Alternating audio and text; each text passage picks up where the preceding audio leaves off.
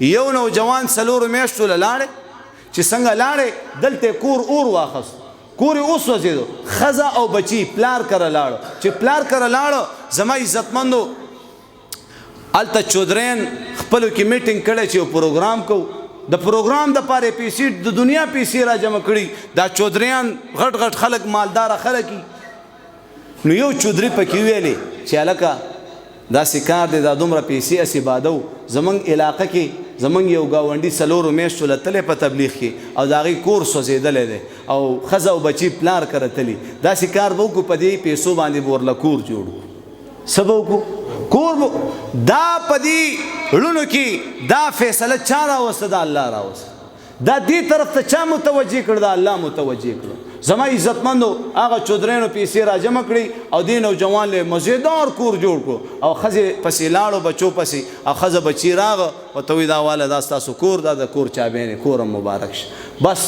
د کلي چې څومره ښځې وي هغې را جمع شو د کور چې څومره سامانونه و هغه زما عزتمندو دې ښځو وله واخیسته او دې کور ته وله راوړ کور یې ورله د سامانونو نه هم ډک دا زه تاسو ته کیسې قطارې نه بیانوم دا ته کارګزاري بیانوم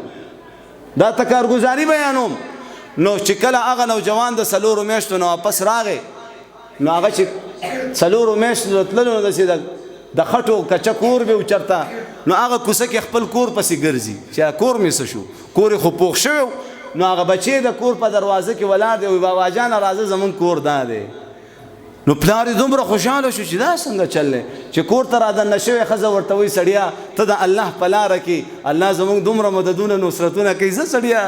ته لا بیا راپسې کور ته راغی دې ښځو به زما عزتمندو سار ناشته غرمې روټۍ ماسخوتن روټۍ د مازدیګر چایونه دا به دې خلکو ورپسې دې کور ته راځغلول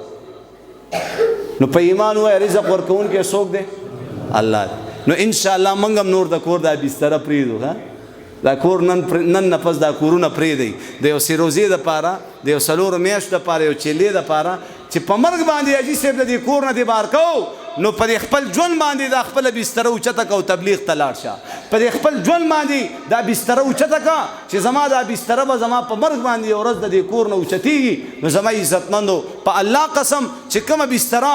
د تبلیغ دپاره د الله د دین د خورېدو دپاره اوچته شي دغه بستره اسپتالونو دپاره بیا الله پاک نه اوچتوي دا یاد سره دغه بستره به یې تاڼو تحصیلونو دپاره الله نه اوچتوي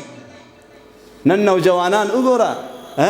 په سنټر جیلونو کې کال قید دی په چا باندې 14 کاله د چا 10 کاله هلکه څنګه چل ویې رجي والله کال دپاره تیار یم خو د دې ځای نه چې وځم